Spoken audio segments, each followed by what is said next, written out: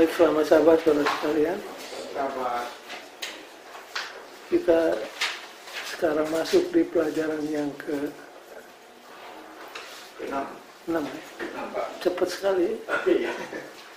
Udah 6 sahabat, udah setengah.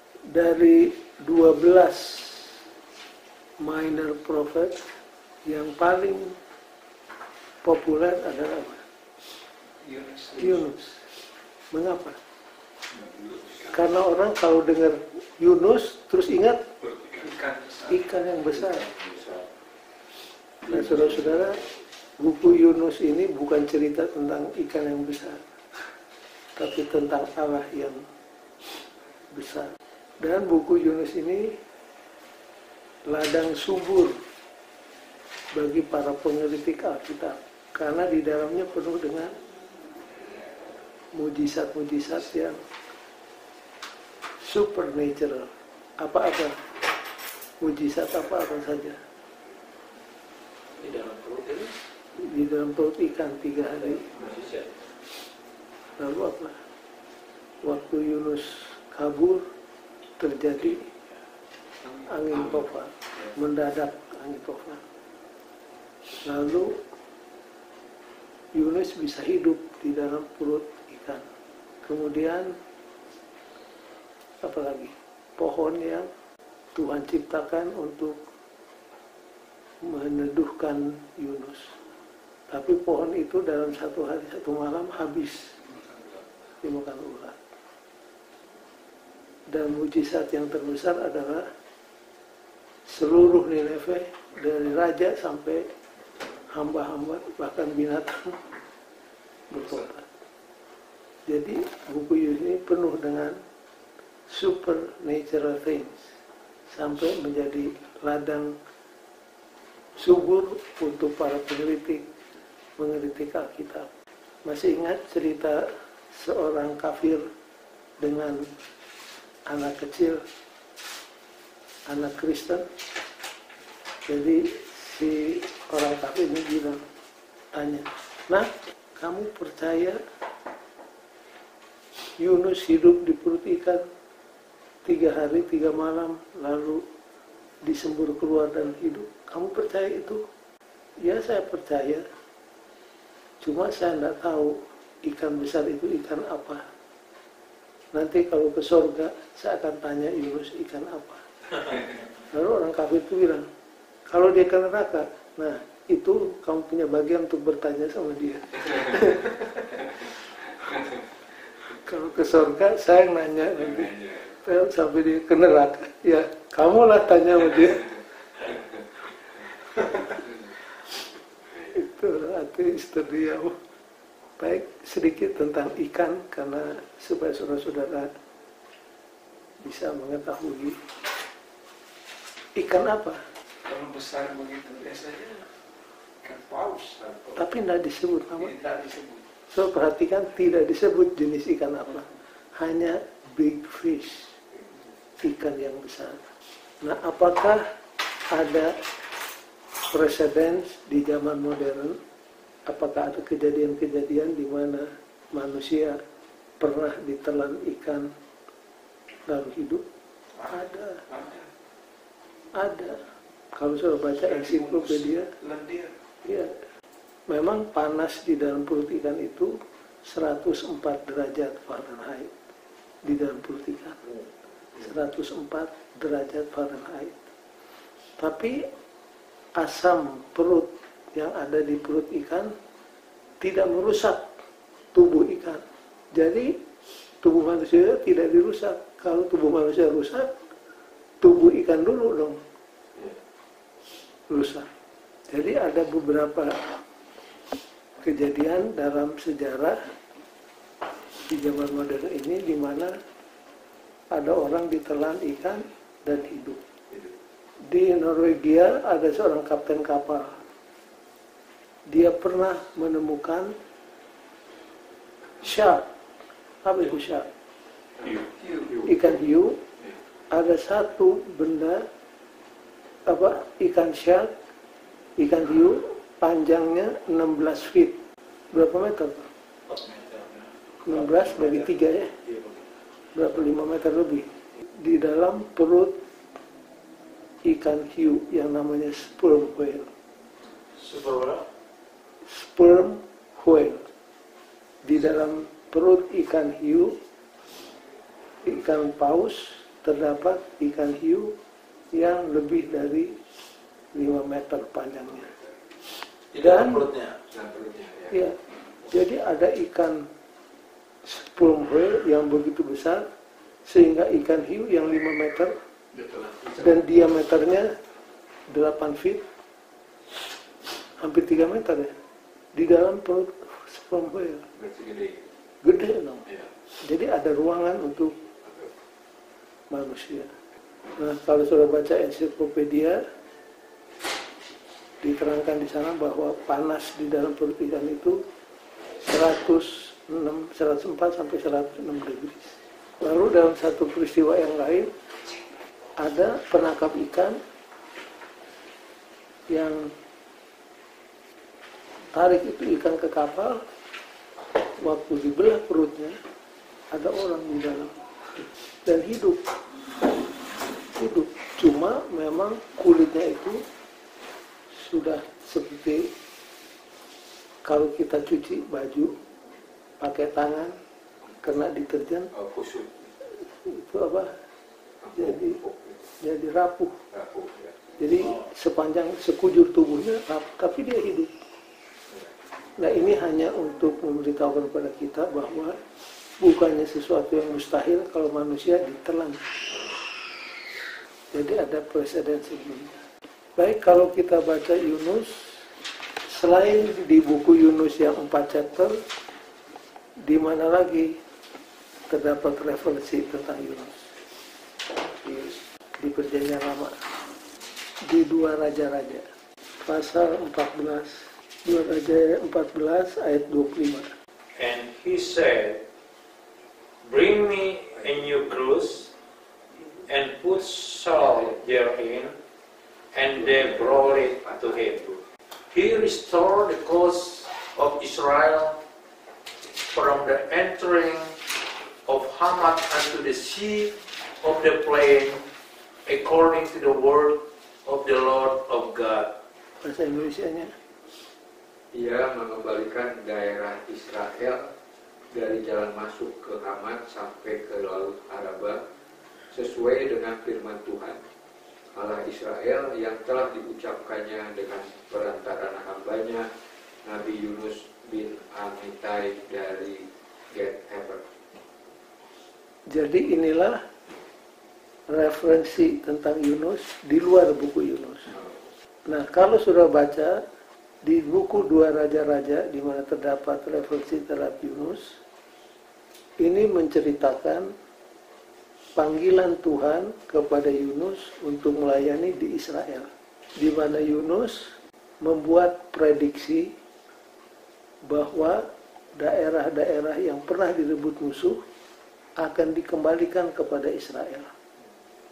Dan nubuatannya digenapi. Jadi Yunus pernah melayani di Israel. Dan salah satu nubuatannya adalah daerah-daerah yang pernah direbut oleh musuh Israel di-restore. Kali ini Yunus dipanggil kemana? Ke bangsa kafir. Dulu dia pernah dipanggil melayani di antara umat Tuhan Israel. Tapi panggilan yang berikutnya ke Nineve. Di mana sekarang Nineve itu? Nineve di daerah Irak tanah Assyria. Jadi Yunus dipanggil oleh Tuhan untuk bekerja di antara orang kafir di Nineve. Apa reaksi Yunus? Gantinya dia lari ke Nineve, berangkat ke Nineve. Dia berangkat ke mana? Tarsus. Ke Tarsus. Nah, sayang tidak ada petanya. Seandainya di sini Gat-Hefer, Nineve itu begini. Nineve di sini, Gat-Hefer di sini. Mestinya dia lari ke sini. Tapi gantinya ke sini, Dia lari kemana? Ke sini. Tarsus itu di peta modern di mana? Nah, itu bukan Tarsus. Ini Tarsis. Coba baca. Yunus 1. Mulai ayat 1. Ayat 1. Yunus 1 ayat 1. Datanglah firman Tuhan kepada Yunus bin Amittai demikian. Bangunlah, pergilah ke Niniwe, kota yang besar itu. Pergilah kemana? Ke Niniwe. Terus kota yang besar itu. Berserulah terhadap mereka, karena kejahatannya telah sampai kepadaku. Tetapi Yunus bersiap untuk melarikan diri ke Tarsis. Oke. Tuhan suruh ke Nineve. Yunus berangkat kemana? Ke Tarsis. Nah, saudara harus lihat petanya. Jadi misalkan ini Nineve di sini, ini Gath-hepher di sini, Yunus tuh larinya ke sini, di sini. Kalau peta modern itu di Spanyol. Ya. Ya. Itu rencananya. Tarsis itu di situ. Tapi di tengah jalan diintersep oleh Tuhan. Nah, yang menarik, coba kita ikuti ya. Coba kita ikuti perjalanan Yunus. Baca terus Pak Johan. Ia membayar biaya perjalanannya, lalu naik kapal itu untuk berlayar bersama-sama dengan mereka ke Tarsis, jauh di hadapan Tuhan. Tetapi Tuhan menurunkan angin ribut ke laut. Lalu terjadilah badai besar, sehingga kapal itu hampir-hampir terpukul hancur. Awak kapal menjadi takut, masing-masing berteriak-teriak kepada Allahnya. Dan mereka membuang ke dalam laut segala muatan kapal itu untuk meringankannya. Tetapi Yunus telah turun ke dalam ruang kapal yang paling bawah dan berbaring di situ.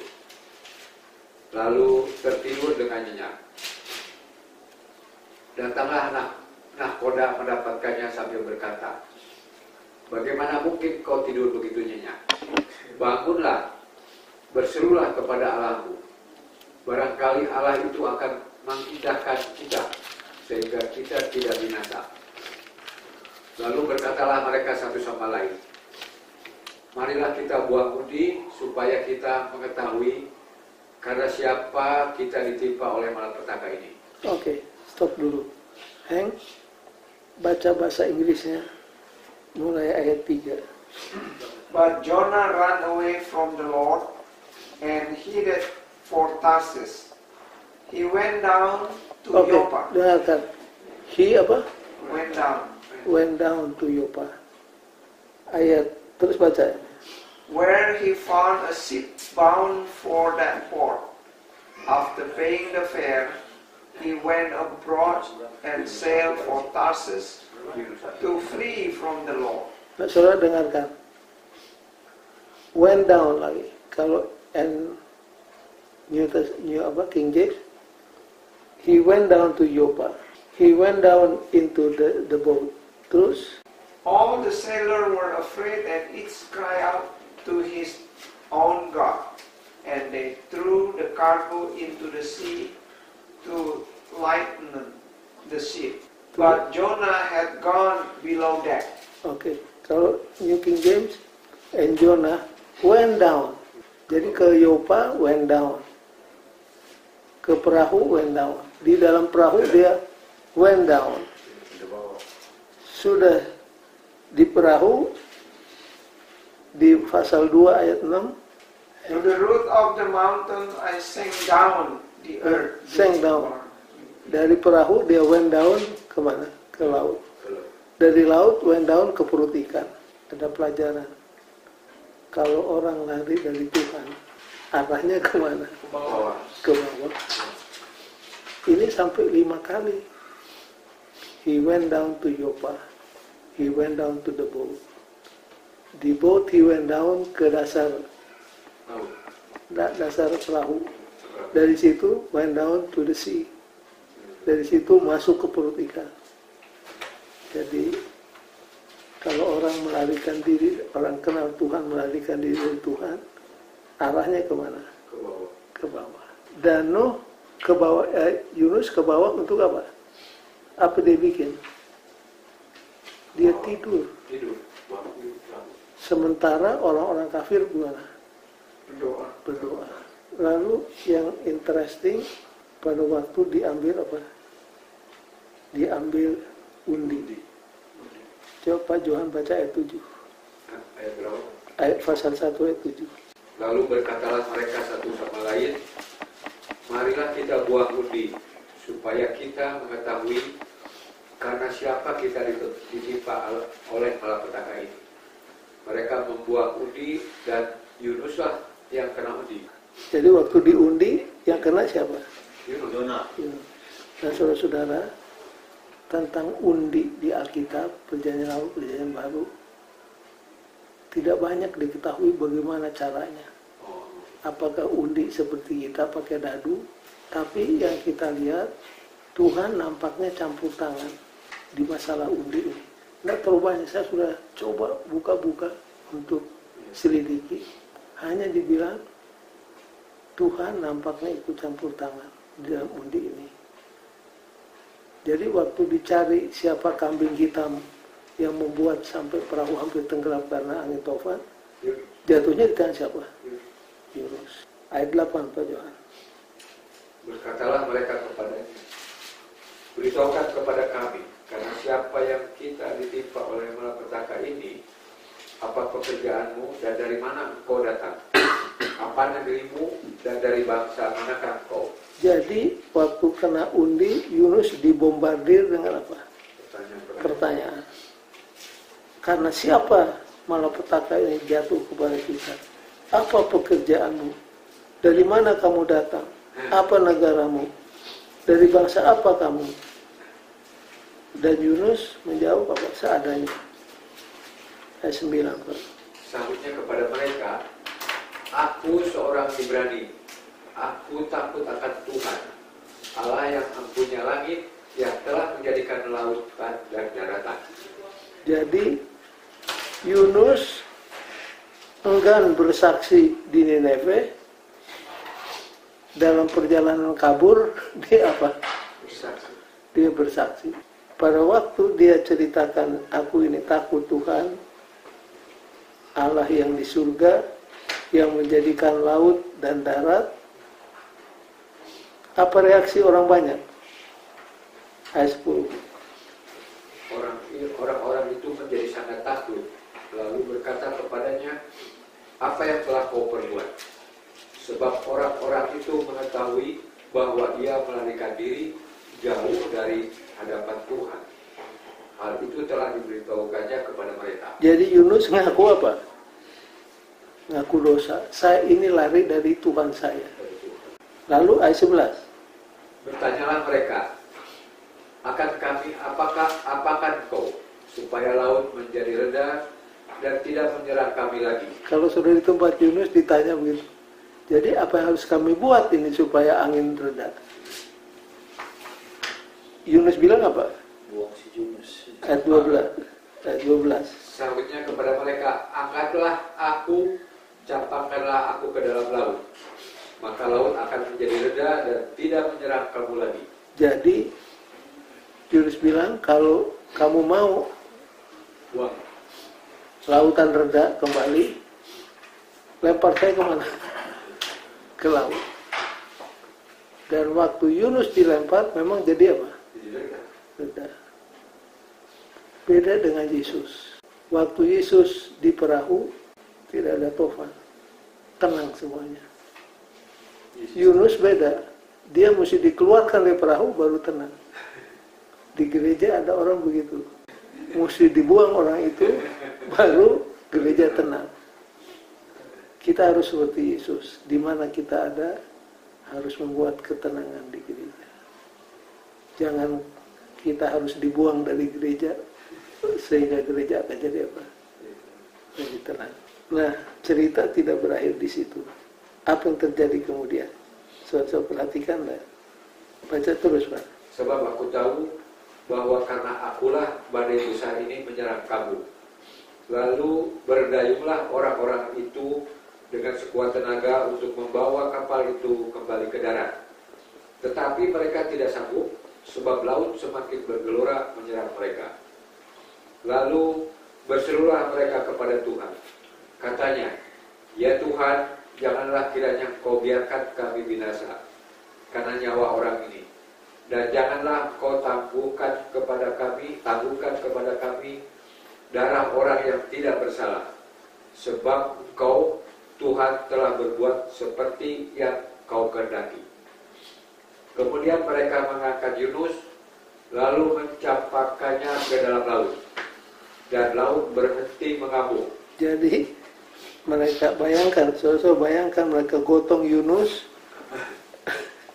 lalu dilempar ke laut, dan laut teduh. Seringkali ada juga orang-orang di zaman modern seperti Yunus ini. Yunus dikeluarkan dari gereja supaya gereja jadi apa? Tenang. Ada saudara, saya tidak sebut di mana dan siapa, ditaruh di gereja, berkelahi gereja. Jadi kita di komite dapat ya permohonan dari gereja itu, tolong cari pendeta lain secepatnya, kalau tidak akan aman. Kita cabut dari gereja, ditaruh di sekolah ribut lagi. Saya ingat Yunus, ini mesti dibuang ke laut katanya. Jangan seperti Yunus. Kita harus seperti Yesus. Barang di mana kita ada, di situ ada perdamaian. Nah, kemudian cerita tentang anak-anak kapal ini ayat 16. Orang-orang itu menjadi sangat takut kepada Tuhan, lalu mempersembahkan korban sembelihan bagi Tuhan serta mengikrarkan nazar. Maka jadi dalam pelariannya Yunus dipakai oleh Tuhan untuk apa? Bersaksi. Dan anak-anak kapal itu yang tadinya menyembah berhala, kalau saya baca Alkitab di sini, mereka berdoa kepada siapa? Mereka takut akan Tuhan dan mempersembahkan korban, dan mereka pun mengadakan nazar. Nah, dari ayat-ayat yang sudah kita baca, ada beberapa pelajaran penting. Satu, kita tidak bisa lari dari Tuhan. Kita tidak bisa, bukan lari, kita tidak bisa bersembunyi dari Tuhan. Seperti di Amerika ini ada statement, pemerintah katakan, "You can run from us, but you cannot hide." Nah, jadi bagian pertama, Yunus running away from God. Disuruh ke Nineve, dia kabur ke Tarsis. Jaraknya sangat jauh dan opposite direction. Nama Yunus artinya apa? Merpati. Dan tahun berapa Yunus hidup dan melayani? Kalau Bible Commentary kita, tahun 790 BC kurang lebih. 790 BC. Nah, territorial assignment, Yunus pernah dikirim untuk melayani di Israel, membuat ramalan dan ramalannya digenapi. Panggilan berikutnya adalah kemana? Ke Nineve. Ini bangsa kafir. Assyria itu dikenal sebagai the terror of the world. Bangsa yang merupakan teror kepada bangsa-bangsa lain. Apa ciri daripada Assyria? Ciri dari Assyria adalah kekejamannya. Saya pernah ceritakan kepada saudara-saudara, kalau orang Assyria menyerbu satu negara, satu kota, tawanannya itu bayi-bayinya dibawa ke atas dinding, dilempar itu bayi ke bawah, dari bawah disambut dengan tombak. Anak-anak kecil yang ditawan itu diambil, dibuang dari atas dinding ke bawah, temannya sambut dengan apa? Tombak. Dan tawanan itu seringkali ditusuk dari bawah sampai ke kepala seperti sate. Memang biadab, cruel. Nah sekarang pertanyaan, apa yang membuat Yunus itu enggan ke Nineveh sampai dia kabur di opposite direction sampai ke, kalau jadi rencananya adalah ke Spanyol, ke Tarsis.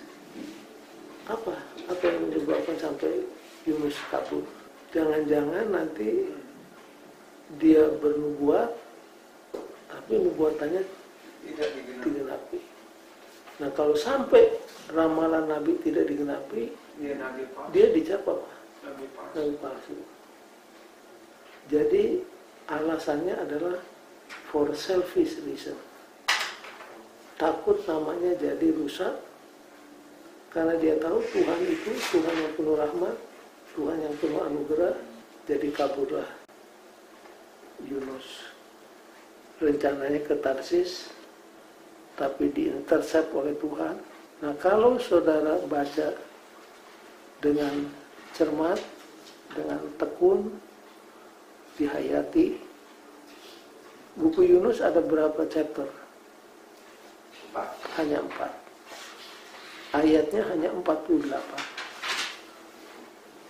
Nah, di 48 ayat ini lebih banyak detail cerita tentang bagaimana Tuhan hendak menjangkau Yunus daripada cerita bagaimana Yunus hendak menjangkau Nineveh.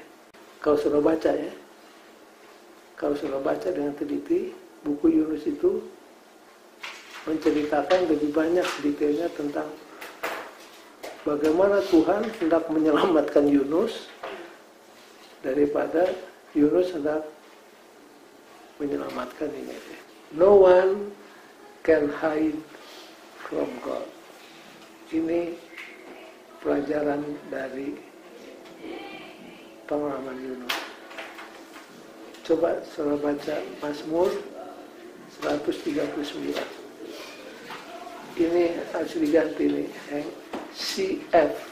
Mazmur 139. Mazmur 139. Baik, kalau saudara-saudara membaca buku, ada tanda CF, ini bahasa Latin. Confer itu artinya bandingkan. Jadi bandingkan dengan Mazmur 139 ayat 1 sampai 12. Coba Andrung baca dulu. Untuk pemimpin biduan, Mazmur Daud. Tuhan, Engkau menyelidiki dan mengenal aku. Engkau mengetahui kalau aku duduk atau berdiri. Engkau mengerti pikiranku dari jauh. Engkau memeriksa aku kalau aku berjalan dan berbaring. Segala jalanku Kau maklumi. Sebab sebelum lidahku mengeluarkan perkataan, sesungguhnya semuanya telah Kau ketahui, ya Tuhan. Dari belakang dan dari depan, Engkau mengurung aku, dan Engkau menaruh tanganmu ke atasku. Terlalu ajaib bagiku pengetahuan itu. Terlalu tinggi, tidak sanggup aku mencapainya. Kemana aku dapat pergi menjauhi rohmu? Kemana aku dapat lari dari hadapanmu? Jika aku mendaki ke langit, Engkau di sana. Jika aku menaruh tempat tidurku di dunia orang mati, di situ pun Engkau. Jika aku terbang dengan sayap fajar dan membuat kediaman di ujung laut, juga di sana tanganmu akan menuntun aku, dan tangan kananmu memegang aku. Jika aku berkata, biarlah kegelapan saja melingkupi aku, dan terang sekelilingku menjadi malam. Maka kegelapan pun tidak menggelapkan bagimu, dan malam menjadi terang seperti siang. Kegelapan sama seperti terang. Sebab engkaulah yang membentuk buah pinggangku, menenun aku dalam kandungan ibuku. Aku bersyukur kepadamu oleh karena kejadianku dahsyat dan ajaib. Ajaib apa yang kubuat. Baik, jadi kalau saudara baca Mazmur 139, ini memberitahukan kepada kita bahwa kita tidak bisa bersembunyi dari Tuhan. Bahwa Tuhan bisa membaca sampai kemana? Lubuk hati kita. Yunus tidak bisa bersembunyi dari Tuhan. Kenapa Yunus enggan ke Nineve? Sudah dijawab tadi. Nah, kalau sudah perhatikan, ada kontras antara anak buah kapal yang bukan orang Ibrani, non-Hebrew, Seaman, dengan siapa? Yunus. Apa kontrasnya? Coba buka pelajaran hari Senin, paragraf yang kedua. Cerita ini begitu luar biasa karena tindakan positif para pelaut non-Ibrani, sementara Yunus memberikan terang yang negatif.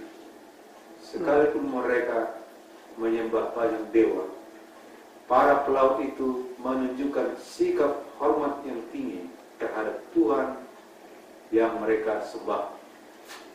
Mereka juga bersikap lembut terhadap hamba Tuhan. Yunus itulah yang membuat mengapa mereka berusaha kembali ke daratan. Akhirnya mereka setuju dengan Yunus bahwa dia harus dilemparkan keluar. Dengan melakukan ini, badai berhenti dan pelaut menyembah Tuhan dan memujinya. Jadi Tuhan bisa overrule. Yunus kabur, tidak mau melaksanakan perintah Tuhan, tapi di tengah jalan dengan tidak sengaja banyak orangnya apa? Yang bertobat dan terima Tuhan. Nah, sekarang di ayat 9.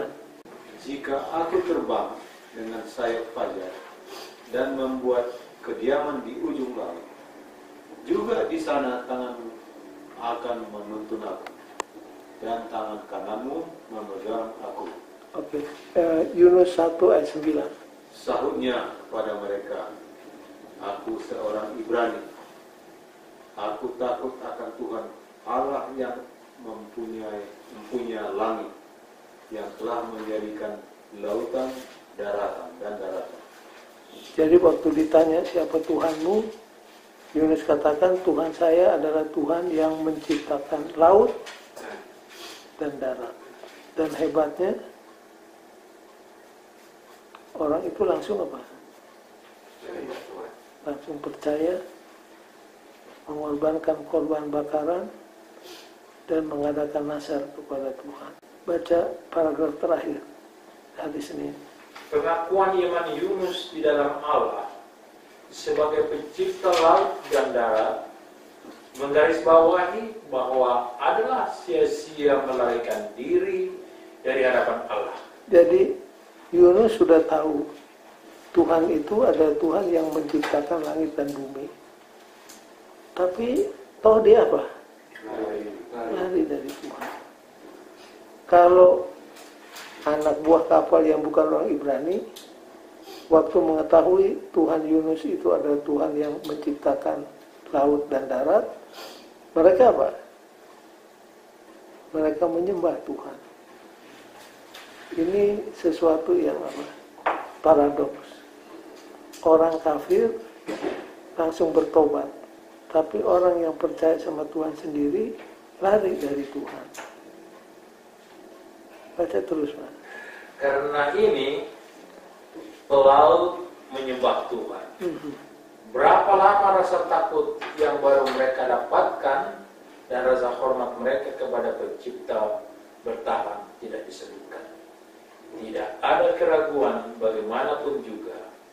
Mereka telah mempelajari sesuatu tentang Dia dari pengalaman ini. Next, please. Baik, sekarang kita tiba di bagian yang kedua. Kalau bagian pertama tadi, Jonah running away from God. Bagian yang berikutnya, Jonah running back to God. Akhirnya mendaratlah Yunus di mana? Di perut ikan. Begitu sampai di perut ikan, apa yang dibuat Yunus? Dia berdoa. Tidak salah berdoa di perut ikan, tapi jangan tunggu kita masuk di perut ikan baru apa? Baru berdoa. Tidak salah berdoa dalam perut ikan. Ya apalagi yang mau dibuat saudara-saudara. Kalau saudara sudah ada di perut ikan, apalagi yang bisa buat? Selain daripada apa? Berdoa dan mengaku dosa. Hanya itu yang bisa dibuat. Coba saudara perhatikan doanya. Ini disebut Jonah's Psalm, Mazmur Yunus. Kalau saudara baca, apa yang mengesankan bagi saudara dari doanya? Coba baca ayat pertama. Yunus 2 ayat yang pertama.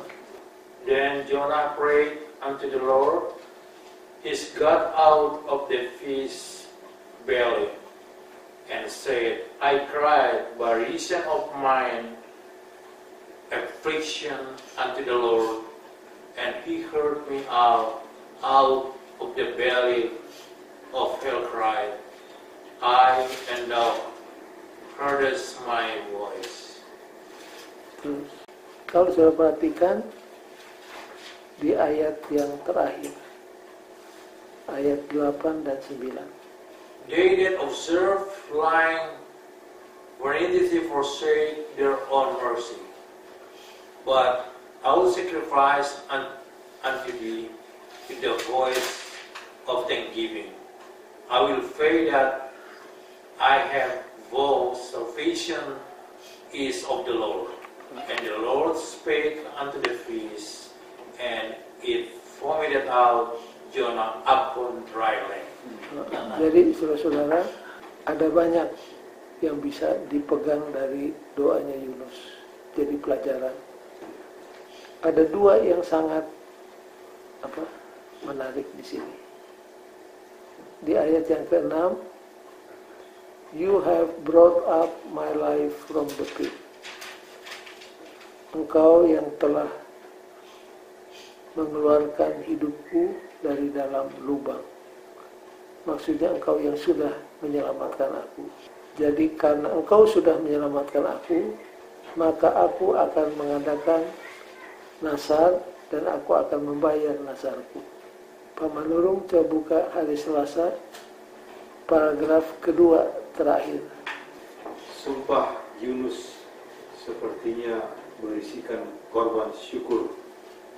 Dia berterima kasih bahwa walaupun dia pantas untuk mati, Allah menunjukkan kepadanya kemurahan yang luar biasa. Oke.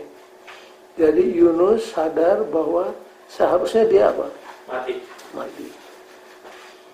Tapi Tuhan telah menunjukkan kepadanya kemurahan yang luar biasa. Nah, apa judul pelajaran hari ini? Mazmur Yunus. Enggak, judul pelajaran. Bersemangat untuk mengampuni, dalam kurung Yunus. Eager to forgive. Siapa yang eager to forgive? Tuhan. Eager to forgive. Itu adalah Tuhan. Di pelajaran hari Kamis, nyimpang dulu sedikit. Forgiven, yet unforgiven. Apa maksudnya? Forgiven, yet unforgiven. Diampuni. Siapa yang diampuni? Yunus. Yet unforgiving. Tapi tidak mau mengampuni. Nah, kalau saudara baca tadi, Yunus sadar karena dia sudah lari dari Tuhan, seharusnya dia apa? Mati. Tapi Tuhan menunjukkan extraordinary mercy. Baca terus Pak Manurung. Sambung tadi. Walaupun tidak menurut, Yunus masih menyadari bahwa dirinya setia kepada Allah karena dia tidak memiliki dewa yang mati untuk disembah. Walaupun dia memiliki banyak kekurangan, dia memutuskan untuk mencoba dan setia kepada panggilannya. Apa pelajarannya? Baca huruf tebal. Kadang-kadang kita memerlukan pengalaman yang buruk untuk membuka hati kita kepada Tuhan. Baik. Kadang-kadang diperlukan apa? Pengalaman yang buruk. Supaya kita membuka hati kepada Tuhan. Ini jangan sampai terjadi, saudara-saudara.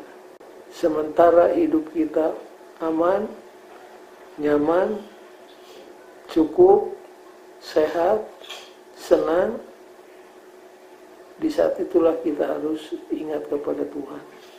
Jangan tunggu sampai malapetaka datang baru kita ingat sama Tuhan. Bila mana malapetaka datang, tidak salah, bahkan kita harus berdoa. Tapi jangan tunggu malapetaka baru apa? Baru berdoa. Disinilah kehebatan Ayub. Kenapa Ayub sampai begitu tahan menghadapi malapetaka demi malapetaka? Karena sebelum malapetaka datang, Ayub adalah man of prayer. Tiap pagi dia bangun, senantiasa berdoa kepada Tuhan. Jadi waktu malapetaka datang, dia bisa menghadapinya. Kita tidak demikian. Kita tunggu malapetaka baru apa? Baru berdoa.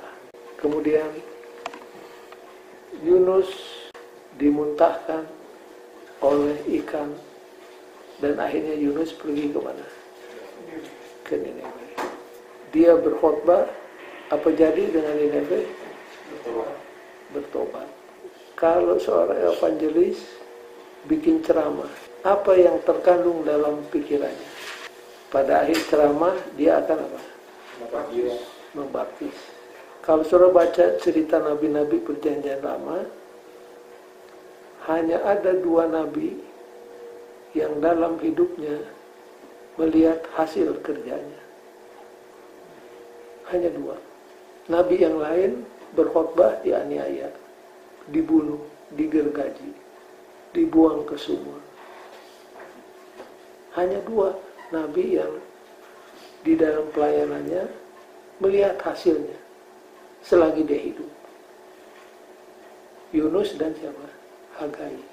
Hagai bergembira karena Ka'bah akhirnya berdiri setelah macet sekian tahun.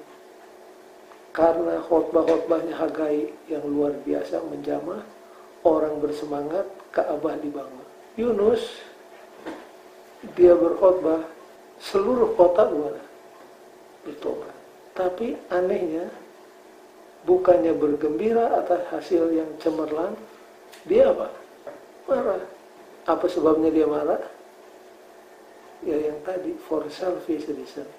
Kadang-kadang kita heran, Yunus punya sifat seperti apa? Seperti aneh. Bayangkan sebuah kota, penduduknya semua bertobat. Kalau kita buka pasal 3 ayat 5. Apa pasal 3? Yunus 3 ayat 5.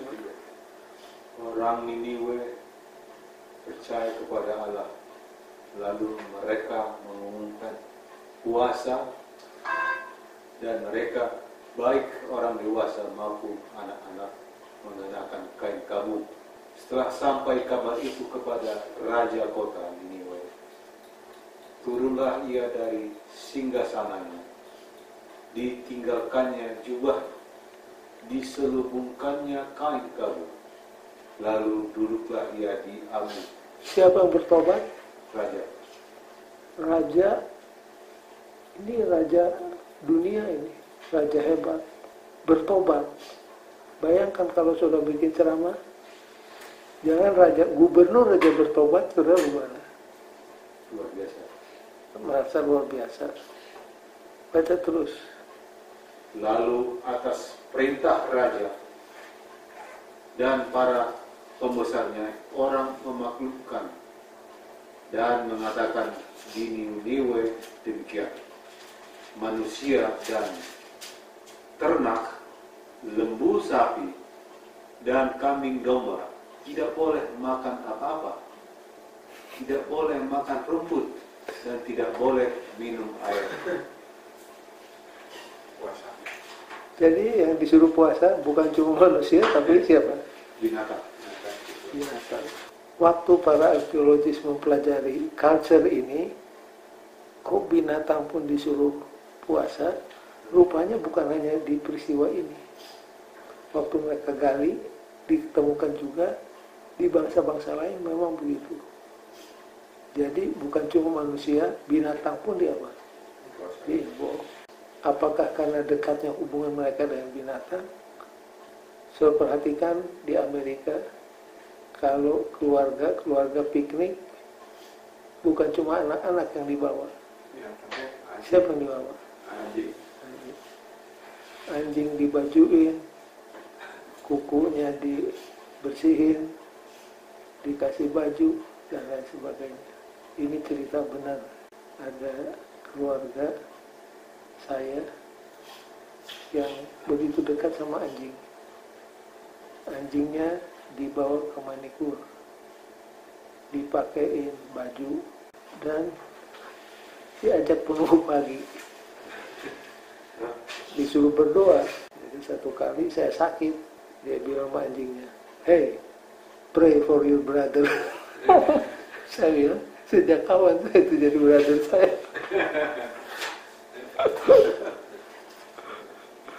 Itu selingan.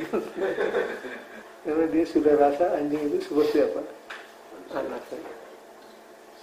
Diajar untuk apa? Untuk berdoa. Waktu Yunus lari kembali kepada Tuhan, misinya successful. Dan Yunus punya achievement yang terbesar adalah bertobatnya Nineveh.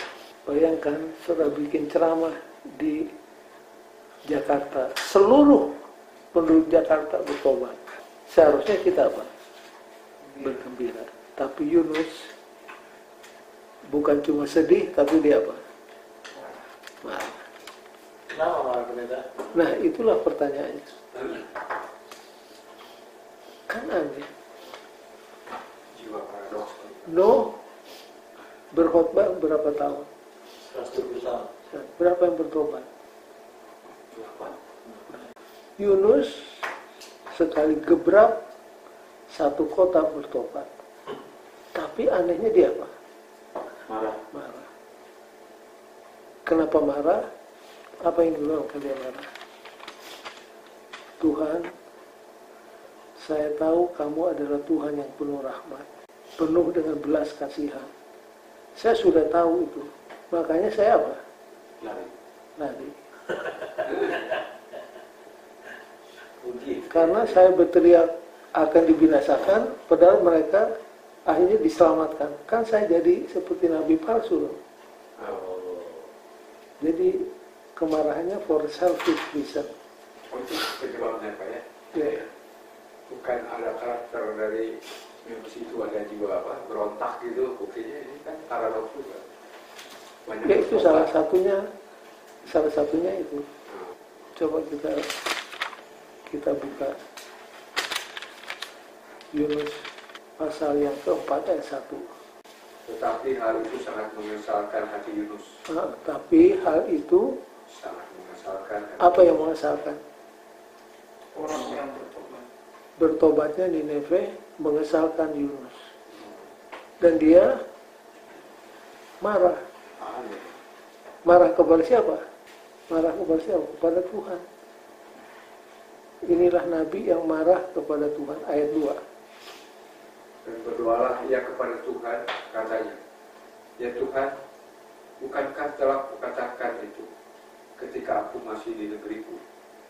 Itulah sebabnya maka aku dahulu melarikan diri ke tanah. Itulah sebabnya Ya, aku lari. lari. Apa sebabnya? Sebab aku tahu bahwa Engkaulah Allah yang pengasih dan penyayang, yang panjang sabar dan berlimpah kasih setia, serta yang menyesal karena malapetaka yang hendak didatangkannya. Jadi di situ jawaban kepada Pak Johan tadi dan Pak Rimo. Dia sendiri ngaku. Tuh, Tuhan coba lihat. Kan dari dulu saya udah bilang kamu ini Tuhan yang penuh pengasihan. Saya berteriak dibinasakan, akhirnya mereka tidak jadi dibinasakan. Kan saya yang malu Tuhan. Seharusnya Yunus lebih mementingkan keselamatan sekian banyak orang daripada hanya sekedar apa. Nah kemudian Tuhan menjawab kemarahan Yunus ini dengan memberikan satu providence yang lain. Yunus begitu marah sampai dia berdoa, Tuhan, ayat 3 Pak Johan. Jadi sekarang ya Tuhan, cabutlah kiranya nyawaku. Karena lebih baik aku mati daripada hidup. Siapa lagi di Alkitab tokoh-tokoh terkenal yang pernah minta mati? Elia. Elia pernah minta, Tuhan, lebih baik saya apa? Cabut aja nyawa saya. Siapa lagi? Musa. Ada saatnya Musa katakan, Tuhan saya nggak kuat lagi ngadepin bangsa ini. Lebih baik saya apa? Mati. Berikutnya siapa? Yunus. Jadi kalau besok berusaha saudara merasa bosan hidup, you are not alone. You are in good company. Dan ini nabi-nabi. Bayangkan Musa itu kan nabi hebat. Elia, siapa nak kenal Elia? Dan kemudian si Yunus, take my life. Jadi seringkali hidup ini begitu depressing sampai ada saatnya lebih baik apa? Lebih baik mati saja. Kemudian Tuhan menjawab ayat 4 Pak Johan. Tetapi firman Tuhan, layakkah engkau marah? Is it right for you to be angry? Tuhan bertanya, apakah dibenarkan? Kamu kan manusia, marah kepada saya. Is it right? Lalu apa terjadi? Ayat 5. Yunus telah keluar meninggalkan kota itu dan tinggal di sebelah timurnya. Ia mendirikan di situ sebuah pondok dan ia duduk di bawah naungannya menantikan apa yang akan terjadi atas kota itu. Jadi Yunus menunggu, dia tunggu apa yang mau terjadi. Kemudian ini cerita lain lagi, yang terakhir, ayat 6. Lalu atas penentuan Tuhan Allah tumbuhlah sebatang pohon jarak melampaui kepala Yunus untuk menaunginya, agar ia terhibur daripada kekesalan hatinya. Yunus sangat bersuka cita karena pohon jarak itu. Jadi Tuhan bikin pohon jarak, daunnya lebar-lebar seperti payung. Jadi Yunus bernaung di bawah pohon jarak dan dia merasa apa? Merasa senang terhadap pohon itu. Ayat 7. Tetapi keesokan harinya, ketika fajar menyingsing, atas penentuan Allah datanglah seekor ulat yang mengerek pohon jarak itu sehelai Segera sesudah matahari terbit, maka atas penentuan Allah bertiuplah angin timur yang panas terik, sehingga sinar matahari menyakiti kepala Yunus. Lalu rebahlah ia lesu dan berharap supaya mati. Katanya, lebih baiklah aku mati daripada hidup. Tetapi berfirmanlah Allah kepada Yunus, layakkah engkau marah karena pohon jarang itu? Jawabnya, selayaknya lah aku marah sampai mati. Jadi begini cerita. Yunus marah karena seluruh kota bertobat, selamat. Dia marah. Yang anehnya,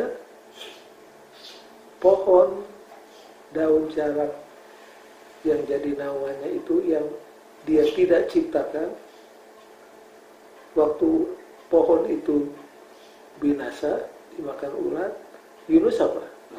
Marah. Dapat idenya. Sekali lagi, seluruh kota selamat, tidak dibinasakan karena khotbahnya Yunus. Begitu manusia itu diselamatkan, Yunus apa? Sekarang pohon jarak mati, Yunus apa? Kita balikan. Kalau seluruh kota mati, Yunus akan apa? Kalau seluruh kota dibinasakan, Yunus akan apa? Senang. Ya. Karena itu terpenuhi. Di sini sistem nilai Yunus apa? Upside down. Nah, sekarang pertanyaan Tuhan. Ayat berikutnya Pak Johan. Ayat 11 Pak ya. Ayat 10. Ayat 10. Lalu Allah berfirman, engkau sayang kepada pohon jarak itu. Kamu kok begitu sayang kepada pohon jarak? Sehingga waktu pohon jarak mati, kamu marah.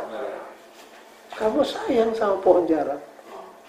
Waktu pohon jarak itu gugur, dimakan ulat, kamu marah.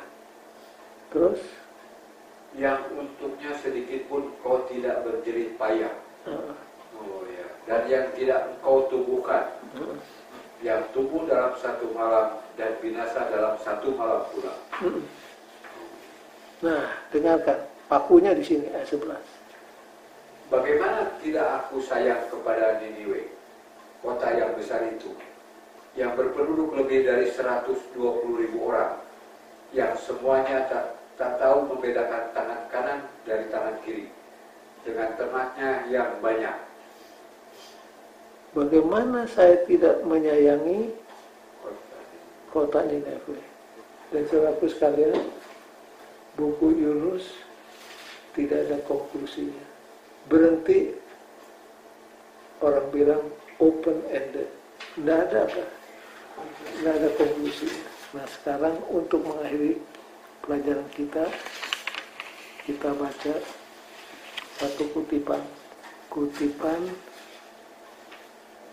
di hari Kamis, paragraf terakhir. Pak Manurung tolong baca. Ini kesimpulannya. Buku Yunus dibiarkan ditutup dengan terbuka. Jadi istilah bahasa Inggris is left open ended, tidak ada klimaksnya. Terus Ayat penutupnya membingungkan pembaca dengan satu pertanyaan yang tidak dijawab oleh penulis. Apakah perubahan hati yang luar biasa dari orang Niniwe akhirnya mengakibatkan perubahan hati Yunus dan radikal? Nah, maksudnya begini. Maunya ada ayat yang ke-12. Maunya ada ayat yang ke-12 yang mengatakan akhirnya Yunus sadar bahwa manusia yang diselamatkan itu, yang dia suka untuk dibinasakan saja, jauh lebih berharga daripada pohon jarak yang dia tidak jadikan. Tapi ayat itu tidak ada di sini. Open ended. Jadi kalau nanti kita ke surga, Ya kita tanya saja sama siapa? Yunus. Bagaimana akhirnya? Apakah sesudah Tuhan tanya ini, you tergerak tidak? Jadi tidak ada jawabnya.